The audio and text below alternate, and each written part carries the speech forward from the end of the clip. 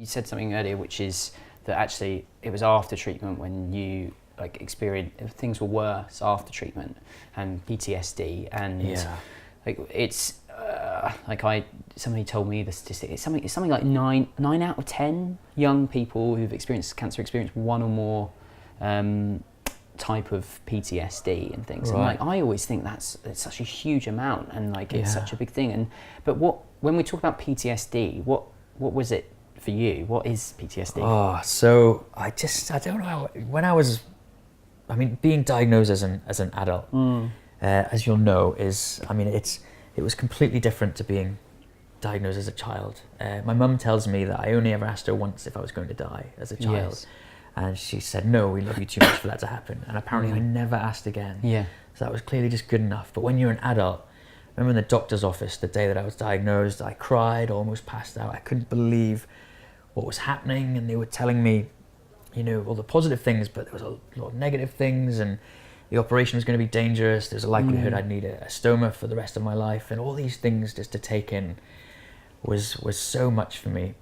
And then when I was going through treatment and kind of getting over all that, I was reading books about the euphoria that comes with surviving cancer, and I never experienced that. And instead of feeling happy and joyful, I was just gripped by anxiety. I could not stop thinking about cancer. Yeah.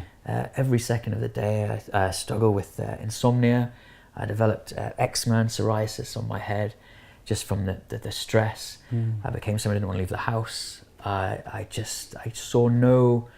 lost my smile. I couldn't see the good that was happening.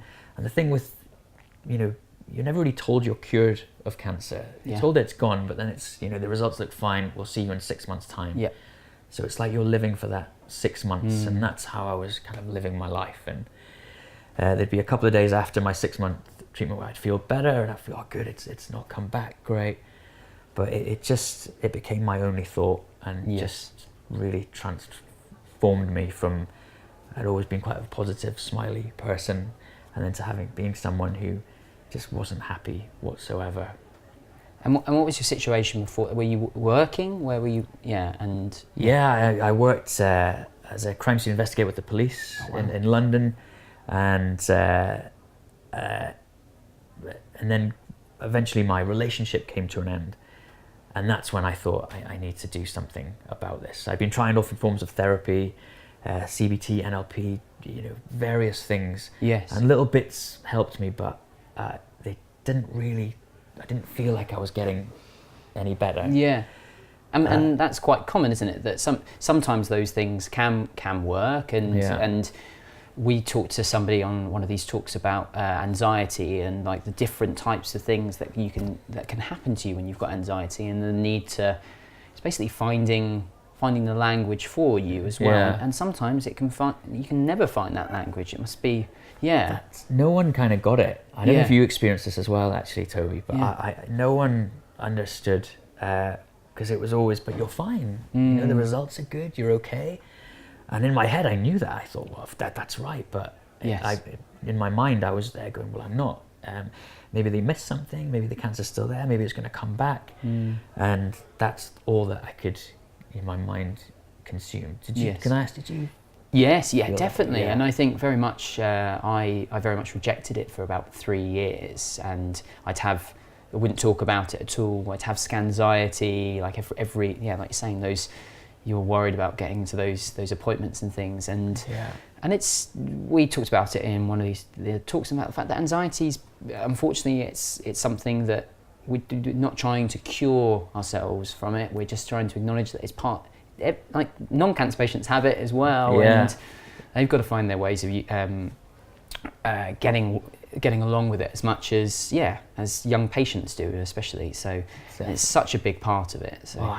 You're right. It's just everywhere. And I think when my story was in the press, I got lots of emails from people. A lot of people who hadn't been through cancer but seemed to understand what I was going through. People with anorexia, anxiety, depression. So a breakup of a relationship or a loss of a job can be just as traumatic as a cancer diagnosis. And that's the thing. If it affects you mentally, then it's all the same. It doesn't matter. And as you exactly said there, it's about kind of coping with that and finding a way to kind of adapt and then hopefully overcome. And so often we don't acknowledge it as well. It's this thing, especially stereotypically as young men. I think it's one of those things of you see it and you say, well, obviously I don't feel like that. I've beaten this thing now, and it's like, yeah, I'm moving. Yeah, look at me, I've done that, moved away. But there's no shame in it being part of. It's part of being on the other side of cancer, I guess, as well, and being in treatment and still. Yeah, I see that's in it, but it did feel like no one was telling me that when I was going through it, and I felt like I was the only one feeling like that, and that led to, I think the worst part of going through that was that I absolutely hated myself. I thought, how dare I feel like this when there's people out there who are not surviving cancer, and shouldn't I be happy and shouldn't I be enjoying life, and then the guilt just hits you, and that's, I just did not like myself at all going through that. And it was such a relief that when I started talking about it, that more people were coming up and saying, I felt the same way, and then that made me feel better, because suddenly you realize that most people feel like this. You know, even just talking to you now and you saying that makes me feel better. So it's such an important thing for everyone to talk about. Yes. And there's no shame in it. It's our mind is such a complex piece of work on what's quite a fragile body. Yeah. So it's it can affect anyone. And guilt is such a very common thing, especially with the conversations with people from the network. It's something that is, and it comes in so many different forms as well. Like you can have guilt of being a survivor, or guilt that you're not perhaps you're not feeling well, even though you look better, that you haven't moved forward. And so it's so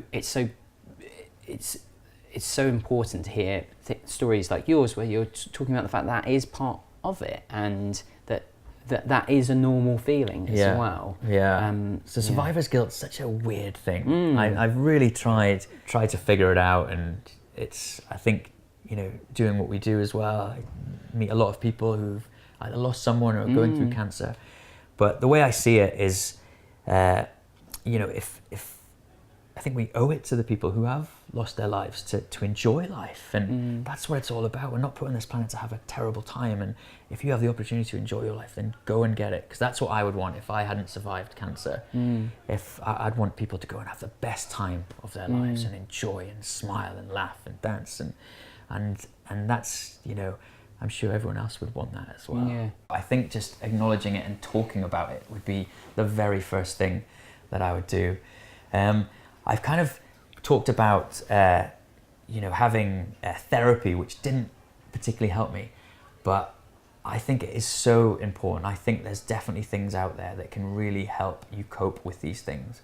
But certainly just talking about it and looking more into it, seeing what other people are doing.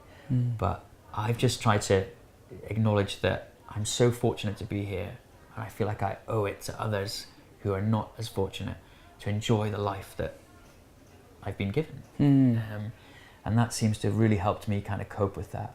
But there are times when I'll post something on my blog, and I got so many lovely emails from people who've said, I'm so happy for you, that you've had your baby, and they said, unfortunately I can't have children.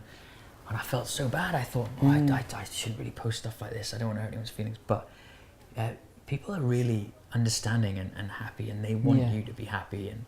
And it's important just to kind of discuss that and just address that there is that guilt there, but it is something that we can deal with. I think it's a wonderfully, like the community that is around healthcare in general, I think, and when we're looking at health, like they're so supportive and understanding that you're only talking from your experience, and that's the only power that you have, as much as I have the power to talk from my experience. And I think that it's that thing going, we can never talk about somebody else, because like everybody has their own response to cancer and their own, and that you've wonderfully put is that survivor's guilt is sometimes part of that. Yeah. And there are so many different ways, and we talked in previous Trekstock talks about survivor's guilt and things, but also it's like you finding the right person. So I was never interested in therapy whatsoever. Yeah. I am not going on one of those couches, even though I'm on a couch now. Yeah. But for me, it was about finding somebody. So I found a coach, and it was a healthcare coach, and somebody who'd had cancer.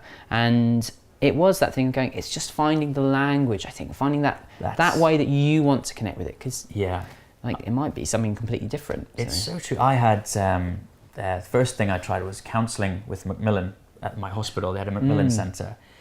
And it was lovely. But the best thing I took away from that was that the counsellor, when I talked about how I felt after surviving cancer and the PTSD and all this, and she told me this, she said, yes, so many people I see go through that too.